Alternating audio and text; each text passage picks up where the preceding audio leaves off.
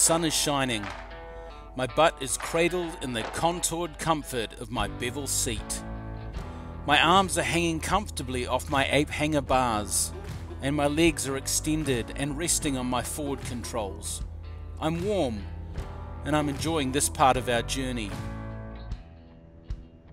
It's day 2 of the 1340 Rally, a yearly Deep South Kiwi hog event which begins toward the bottom of the east coast of the South Island, traverses the Southern Alps mountain passes to an overnight stop towards the top of the west coast, before heading back the following day via a different mountain pass.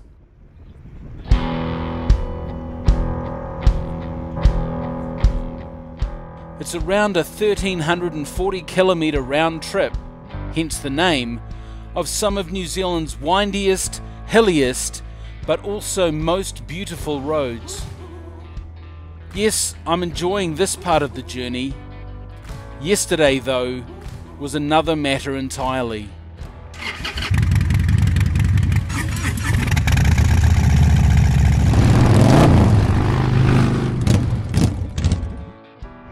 The ride began, as it often does, with the building excitement of the night before. Tomorrow we're going on a massive ride.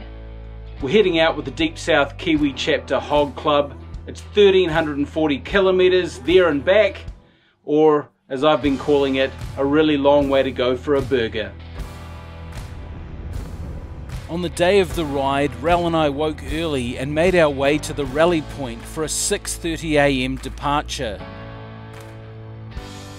It was going to be a long day, with about 8 hours in the saddle, our longest day to date. But we were excited and ready for the day. G'day riders, this is Mr. Kiwi Rider. And Mrs. Kiwi Rider. 6:22 on a Saturday morning. We've got about 720 kilometres to ride today. It's not big by some people's standards, but it's the longest ride that we've been on. We'll probably be in the saddle for about 8 hours today. Roll into Greymouth in the early evening, hopefully, for a feed and a catch up and a bit of a sleep. Many of the riders had left the night before and others were setting off from different locations. So there were only 4 of around 44 bikes that departed from McIver and Beach in Dunedin that morning. It was a cold start with a temperature of 7 degrees Celsius, but I had been riding all through winter and I was wearing gear that I was confident was warm enough for the chilly start. Wind chill and some icy misty drizzle, however, were about to prove me very wrong.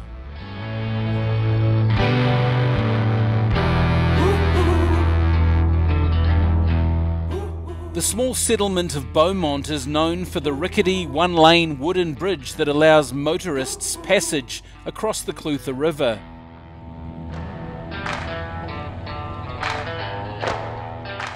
It was here that I had an incident that no rider wants, but most have had. The drizzle was enough to bring diesel and other sediment to the top of the asphalt, but not enough to wash it away, which can make certain parts of the road very treacherous. It was just after the Beaumont Bridge that I had a shiny patch of road, and my rear tyre, although near new and with decent tread, snaked quite badly. I recovered fairly easily, but this, coupled with my increasingly cold extremities, meant my confidence was shaken and my riding started to become very wooden and overly cautious. As anyone who has ridden for any length of time knows, riding over cautiously can be just as dangerous as not being cautious enough. By now it was around 5 degrees Celsius, but the wind chill meant that the riding temperature was below zero. My core temperature was lowering quickly and taking away my attention from the road.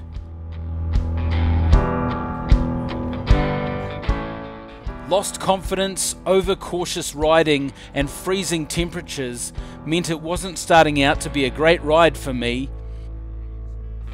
I was quickly becoming fatigued, and it was barely an hour into the journey.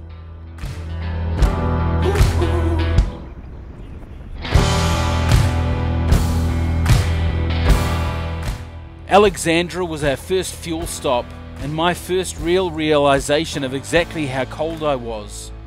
Thankfully, Kevin, a seasoned rider and fellow hog member, suggested we go for a coffee to warm up. By now I was shivering badly and my thinking was a little cloudy. Looking back, I think I could well have been in the early stages of hypothermia. I didn't want to hinder our progress, but Rel ultimately convinced me that going for a coffee was a good idea. Well, I don't mind admitting that's the worst bit of riding I think I've ever had. We're in Alexandra and I'm cold. Are you cold? I'm cold. It's 5 degrees here and the wind chill would have been way less than that, and we've had shitty annoying rain. And I'm just at a Beaumont, just after the wooden bridge. I had a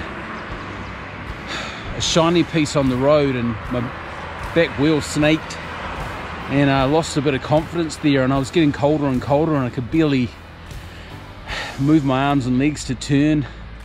I mean, I was still going at reasonable speed, but I was struggling.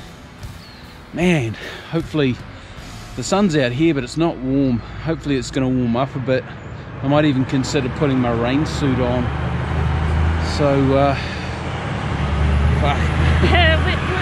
We're gonna get a coffee. We're gonna get a coffee and try and warm up before we move on. Yeah, if we can. Gee, anyway, let's see what the rest of this trip brings.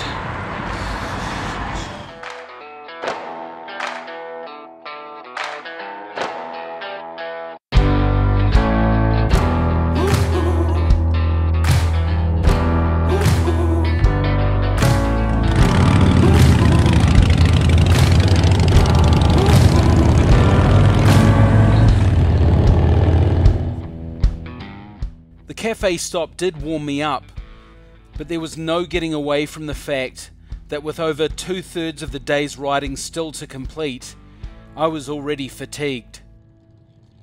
The cold had worn me out, and the rest of the ride was simply about getting to the destination with the shiny side still upright.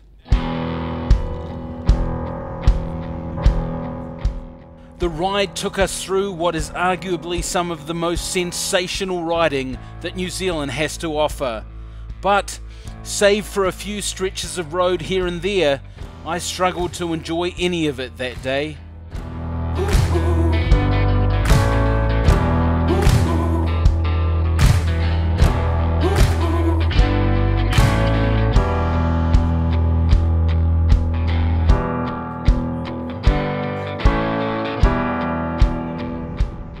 While I would have ultimately plodded along on my own, I was fatigued but not falling asleep. Rel stayed with me, and we were led at a comfortable pace by Kevin on his beautiful Harley-Davidson switchback.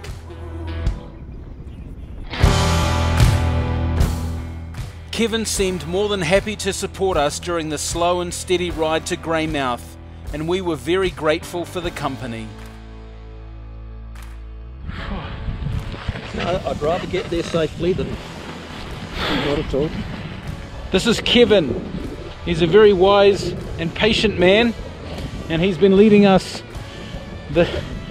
all the way to Greymouth pretty much. Thanks, Kevin.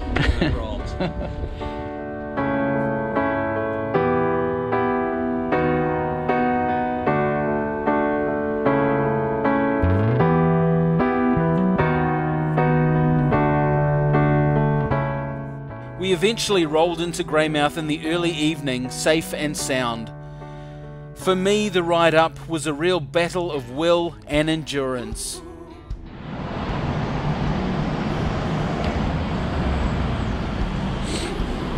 "750 kilometres on the dot. We're in Greymouth. It's about 5:30. It's a hell of a day. It's around about 8 o'clock now. Man, we had a long day. I struggled a lot this morning.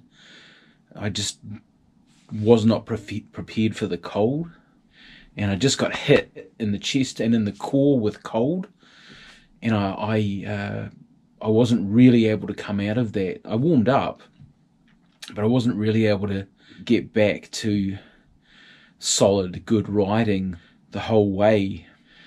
Kevin, who was leading us, and Rel, it was kind of down to their good nature that I really got through it.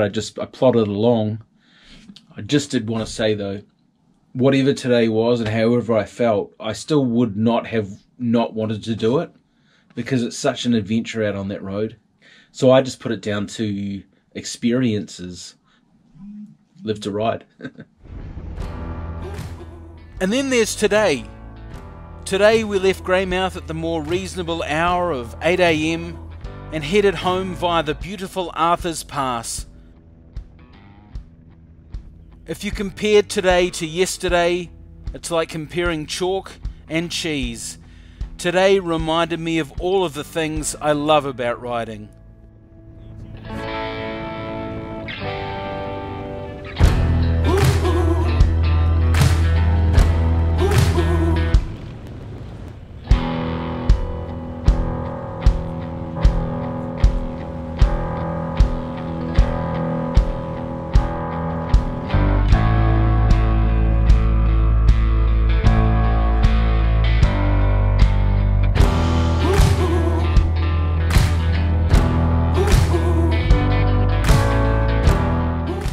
Yes, the sun is shining. My butt is cradled in the contoured comfort of my bevel seat. My arms are hanging comfortably off my ape hanger bars, and my legs are extended and resting on my forward controls. I'm warm and I'm enjoying this part of our journey.